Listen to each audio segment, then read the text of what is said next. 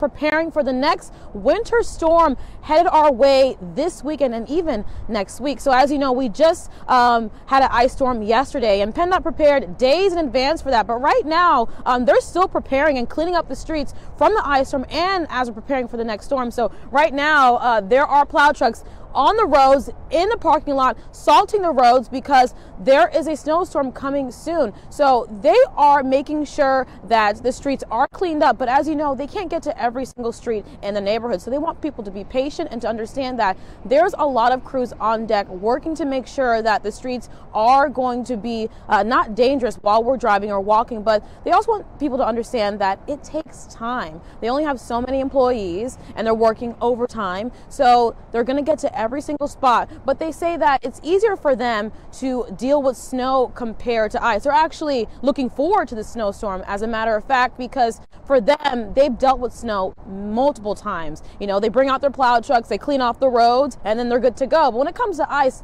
a lot more involvement goes into it. You know, when they're dealing with ice, they have to lay down a bond treatment that seeps into the ground, and it takes time for them to really clean it up. So you may notice today that the roads look pretty clear, but there's going to be certain areas that are not going to be as clean because they can't get to every single neighborhood. It takes a lot of manpower. So now, even though we dealt with crazy weather yesterday, they feel that they're really prepared for this snow because they've done this many times before. So they're looking forward to it, they're prepared for it, and they're actually preparing for that right now as we speak. But, you know, they have a message for people who feel that, you know, they may not work fast enough or do their job as quickly as you would like them to, because I understand they can't get to every single street. We know we want the streets clean, we don't want to slide, but it takes time for them. They say that, you know, they only have so many workers, and some of them work up to 80 hours a week.